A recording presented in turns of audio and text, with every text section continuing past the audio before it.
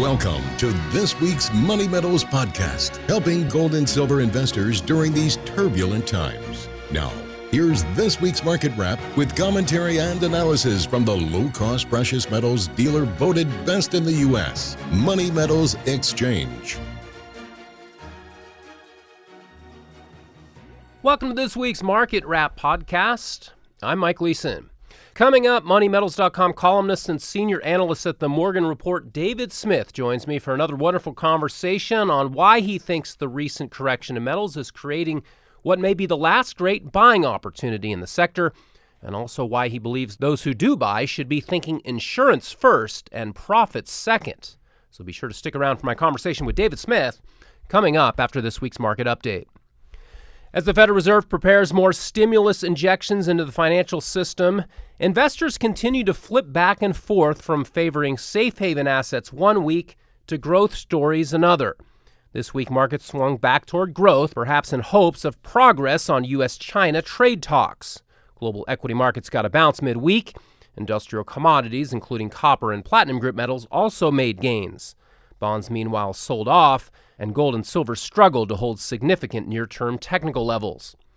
Gold prices dipped on Thursday to test $1,500 per ounce support. As of this Friday recording, gold is struggling to close the week here and comes in at $1,480 and shows a weekly loss of 1.8% now. Turning to silver, the white metal is down 0.7% this week to trade at $17.51 an ounce. Platinum is up 0.9% for the week, now checking in at $891. And finally, palladium recorded another new record high. The catalytic metal currently trades at $1,696 per ounce on the heels of a 2% weekly advance. Metals traders are processing the latest price inflation data as well as the prospects for more money inflation courtesy of the Federal Reserve. Thursday's Consumer Price Index report showed the CPI rising by a minuscule 0.1% in the month of September and 1.7% year over year. With government statistics showing annual costs of living running below the Fed's 2% target, Fed Chairman Jerome Powell may be inclined to cut rates again later this month.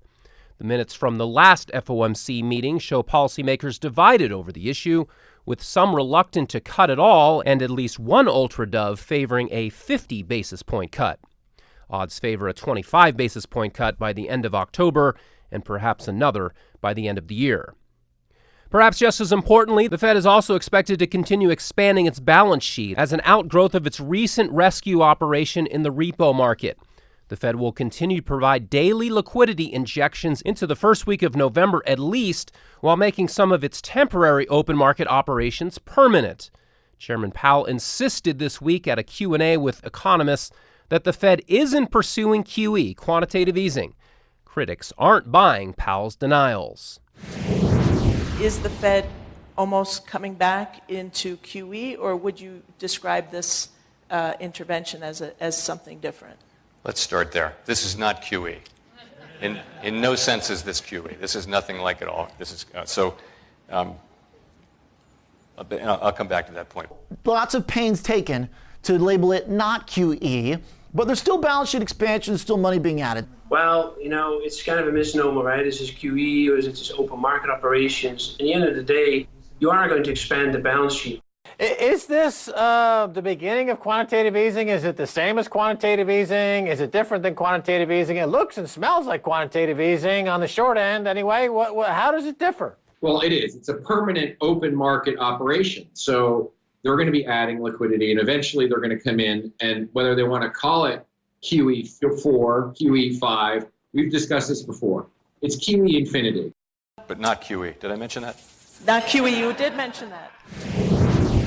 Compared to previous QE iterations, the Fed is more narrowly focused this time around, specifically on manipulating overnight lending rates lower for banks. But what matters here is that it has dramatically reversed itself on balance sheet management. When Fed officials were unloading assets off their books earlier this year, that was called quantitative tightening. Now they are absorbing treasuries from the repo market to the tune of several $100 billion. It sure looks an awful lot like QE something. If more trouble hits the banking system or the economy, perhaps Jerome Powell's not QE will grow and morph into the biggest QE to date, QE forever or QE infinity, are definite possibilities that investors shouldn't take lightly. What all this QE, not QE madness may be building toward is an ideal environment for precious metals. Gold and silver markets broke out to multi-year highs this summer. They have rallied this year overall in spite of the fact that the U.S. dollar index so far refuses to break down. Although it's showing some weakness this week, the USD exchange rate remains higher versus other major foreign currencies for the year. And for the year, gold and silver are looking strong in terms of all major fiat currencies. It makes sense given that central bankers around the world are all pursuing easy money policies of their own. Still, it's been largely a stealth rally in metals up to this point. Gold and silver aren't garnering much attention in the financial media, perhaps because the U.S. bond and stock markets have also shown strength since the Fed turned dovish late last December. Equities could potentially run up further as the Fed continues to ease, but if the recent hiccups in the repo market are a sign of bigger trouble to come in the financial system, then the Fed may be behind the curve. The stock market may be headed for some volatile times ahead. Although gold and silver can go up based on their own fundamentals regardless of how financial markets perform, public demand for physical bullion tends to go up during times of fear. Ordinary investors and savers may come to fear an accelerating loss of purchasing power in their dollars and dollar-denominated stocks and bonds. That would be an ideal environment for precious metals indeed. Well, now, without further delay, let's get right to this week's exclusive interview. It is my privilege now to welcome back David Smith, senior analyst at the Morgan Report and regular contributor to MoneyMetals.com. David, good to talk to you, and thanks for the time. How are you? Same here, Mike. I'm just fine. It's good to speak with you again. Interesting times indeed. They always are, it seems. Well, you recently wrote a piece for the MoneyMetals.com site last week in which you termed this most recent correction in precious metals as, quote, the last train out for bulls. Gold and silver have been trading range-bound for years now. We saw a false breakout in 2016 when silver ran to about $20 an ounce and then got smashed lower. People can be forgiven for questioning whether things are really different for metals now, but expecting prices to remain stagnant given what the Federal Reserve is doing and the awful fundamentals for the U.S. dollar also seem like a pretty bad bet. Can you elaborate on why the opportunity to buy metals at these levels is going to be limited? What has changed today versus 2016, for example? Well, I think there are so many elements that are pointing toward this being different than 2016. More and more of the sophisticated money, the large funds, the people that are kind of the first in line to see a trend change, a major trend change, are coming out publicly stating that they're taking major positions in gold, silver, and the mining stocks.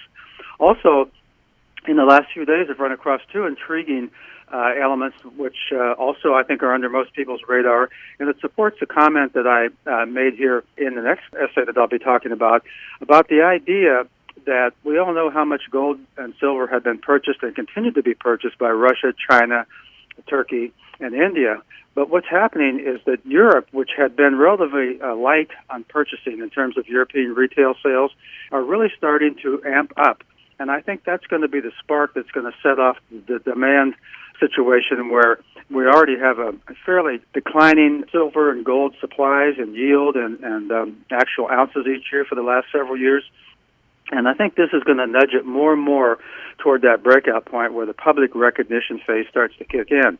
And my guess is that takes place early next year. It's starting to take place now. And so where most people still are a little bit fearful about adding to their position or even getting started, I think this is an excellent time for the people in the retail sector to be buying the physical metal and putting it away into periods of weakness whenever possible. You study the silver supply fundamentals quite closely as you follow the mining industry and analyze the sector for the Morgan Report, and I want to ask you about the state of things with regards to silver supply. As we both know, the silver price has done very little over the last few years, and that has tamped down exploration among the miners. What can you say about silver supply, David, and share with us any insights you have there about what appears to be some dwindling stockpiles? Well, the production of silver has been declining for the last several years. And the thing is, this can take quite a while for it to really be reflected in the price. If you look at palladium, it was in a deficit for quite some time, and people thought not much was going to change, and all of a sudden there was a price explosion. And I don't think anybody, including myself, would have imagined that it would go to $1,600 and then stay there. So, $1,500, $1,600 an ounce, and it wasn't that long ago when you could buy it for $700 or $800 or $900. And I think that's what's going to happen with silver. It'll be a little bit different scenario, but when it really gets going, silver is such an emotional metal that people really get involved with it. And it's also an industrial and an investment metal, and it has that going for it even more so than palladium does. So one of the things that I meant to mention was that the two charts that I saw here within 2 days of each other, one is that the silver, looking at the global ETFs all around the world, exchange-traded funds that actually hold silver, they have the highest amount of silver that's been deposited in it since they've kept records on that type of an activity. And then 2 days later, I saw the same thing for gold. So the strong hands, that's what's happening. The metal is moving into stronger and stronger hands. And the last of those who kind of gave up and thought it'll never change or it's 2016 all over again, they're getting rid of their metal, but other people are picking it up. And so that's a very strong indicator, along with the increased sales in Europe and especially France, Germany, and UK, that indicate to me that that unexpected spark is getting ready to be lit under the price and the actual supply of the precious metals getting well underway here before the end of this year. What do you make of gold's outperformance over silver? The ratio has been pretty firm here in the 80s. Now it did get up to, say, 90 to 1 a few months back, but silver can't seem to get below 80 or 85 to 1 on that ratio. I know we like to see silver lead in a bull market, so what do you make of the fact that gold has really been the better metal for, say, the third year in a row now? That doesn't bother me at all. I was actually involved with futures and the physical metal during the run-up in the 1980.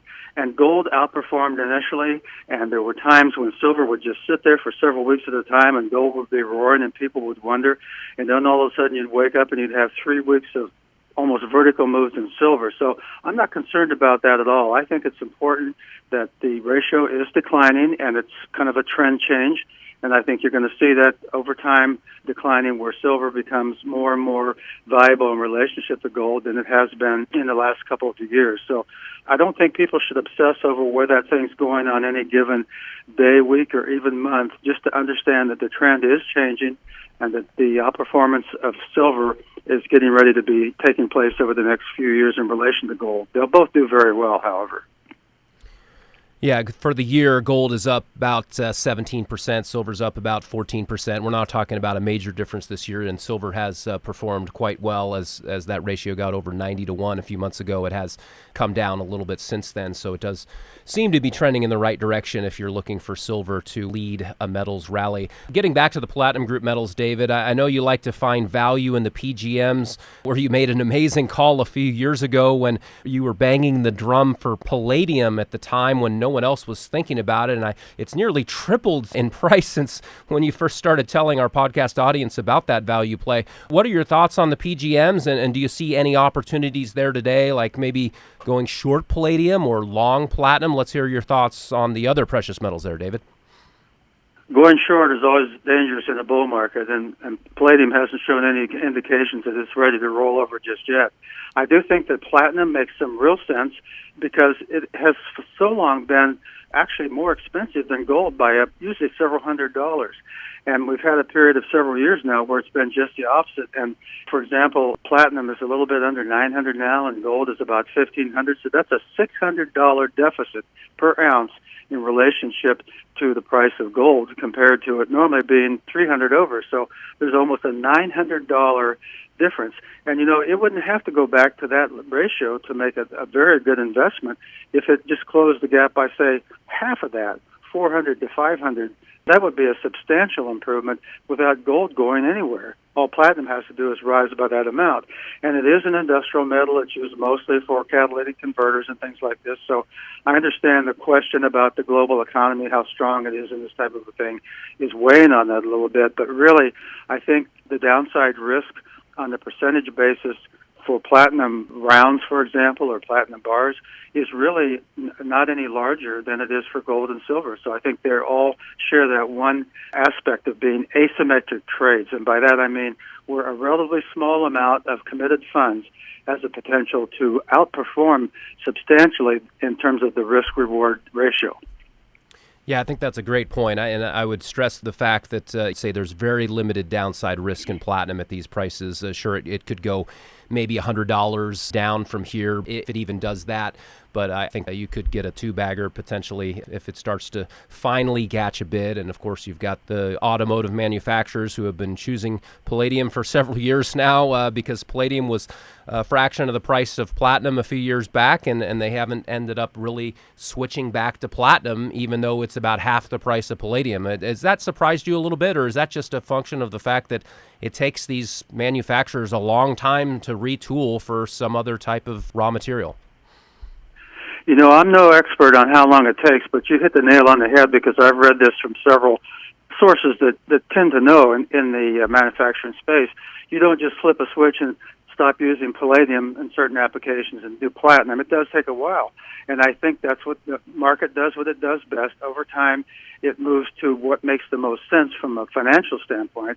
And my guess is that quite a few of these operations that have used palladium are now quietly moving over to the platinum space. And I think that's what's going to start that extra amount of usage being taken place. And another thing too, you know, Mike, not only with platinum, but also going back to silver for just a minute and even gold, but when the person is coming in to buy physical metal, when things are relatively quiet, the spread, the bid-ask spread decreases, and also the premium decreases because there'll be a little bit more supply there. So it's always good to be doing it either in terms of falling prices and or in terms of quiet prices when you want to accumulate. You don't want to be running with the herd if you want to get the best price. And so going in portions, not just buying it all at once, and doing it when we have things like are going on today, when the metals are on the weak side, it really makes a lot of sense over time to keep your overall cost down per ounce as much as you can get it, which increases your insurance capability and your profit potential over time.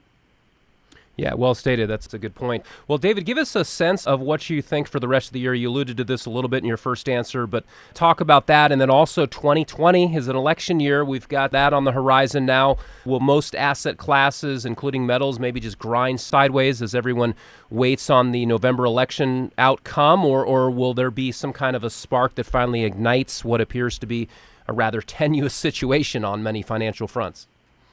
You know, Mike, I'll be speaking at the Silver and Gold Summit in San Francisco here in just a couple of weeks, and the topic that I'll be discussing will be a lot along the lines of what you and I have been talking about here today. And what I think is that this is a tremendous opportunity for people to get their core positions set up and maybe even add a little more if they want, because it'll be much cheaper and much lower risk to do it before the end of the year. I think with the election cycle coming up, almost anything imaginable could happen, and nobody knows, including us, what it's going to happen, what the effect is or whatever. But the more that the market and businesses and retail people get convinced that we might have a big change in government in terms of taxation structure and the deficit and things like this, that's going to increase the fear. And that's going to cause people to start realizing that, you know, we can't depend on things being like they are today, perhaps. It could be better, it could be worse, but I need some insurance. And anyone that has any sense has to look at this and say, you know what, I just cannot remain completely in paper. I need to have some physical metal as insurance first and as profit second. And I don't think they're going to be unhappy by making that kind of a choice, because for 2020, I think all bets are off. I think it's going to be a very strong year for the metals. It's going to be unpredictable, and the swings, they'll be up and down, big ones. But on balance, I think we're headed into the last big leg, which will take place over several years. It could be 3 or 4 years. It could be 10 years. But it's going to take place during that time, which will end up in a public mania for the metals. And why wait until that happens before you add your stash? Yeah, something you said there I think is very key, and I'll repeat it. It's insurance first, profit second when it comes to the metals, and people really should be looking at it as that type of investment, or really just insurance. That's really what it is. And a lot of people don't necessarily grasp that, and I think it's a very important point. Well, finally, David, as we close today, give us some of the key levels in gold and silver that you think we need to hold on the downside if we see them fall from here, and then the overhead resistance levels that you want to see get taken out to the upside that will get you excited about where things are headed in the metals over the long term. Let's hear some of those technical levels as we start to wrap up here today. Well, first of all, I think that looking at HSR levels, which is horizontal support and resistance. I think if you draw a line across the page, they tend to be more accurate than triangles and boxes and all this sort of thing. So I would say, for example, right now gold is about 1,500. I think 1380, 1360 on the downside is where you would want to watch. That's a pretty big range. I don't know that it'll go down that far, but I'm just saying that is the support. The more it digs into that range where it broke out of 6-year highs here earlier this year, the more you're going to find people coming in and buying, either the people that want to buy more to add to their position or the people that didn't get in. So it's going to chew slowly down into that area. And who knows how far it'll go down. It might not go much farther. I'm amazed and quite impressed with how gold is hanging right around 1,500. It doesn't like to go much below that. We could easily see a stab down to 1,450 or 1,425, but I think that's going to uncover a lot of buying. On the upside, if you get above 1,650, it's off to the races. So 1,650, 1,700, that may not happen until next year, next spring, but I see predictions from people that are pretty reliable that say it could happen before the end of the year. So it's not so much when it happens, but that it is going to happen. Silver, $17.50 now. It's got the belts of support down into $16. If it gets much above $18.50 or so, then it's going to be a breakout in terms of the lines there, and you could see a stab up into the $19, $20 area. And I believe that the levels to watch for going forward are a move above $26 in silver and a move above $17.50 to $1,800 in gold. That is really going to ignite the market, and it's really going to take off and increase rapidly in price after that point. It's not going to get up there tomorrow, but it's on the way, and it could happen as early as next spring on a lot of this. And then on platinum, which is about $900 now, you've got support down at about $820, and getting above $1,000, I think, would reignite that movement going forward. So those are pretty well defined, and they can be seen on the chart easily. Everybody else is looking at them. And so when you see those different levels being tested and hit, that's when you say, well, it looks like what's going to happen here is getting ready to go. Eventually, there will be a public mania phase in the metals. Obviously, they can't continue to do what they're doing to these fiat currencies around the world. We didn't even get to the Fed and what they're doing here in the repo markets and injecting billions and billions of dollars into that market, trying to add liquidity because they're nervous about exactly what's going on there. Fiat currencies around the world are all devaluing in tandem. And eventually, when that does get out, there is going to be that mania phase. There's going to be a mad scramble into the safe havens like precious metals.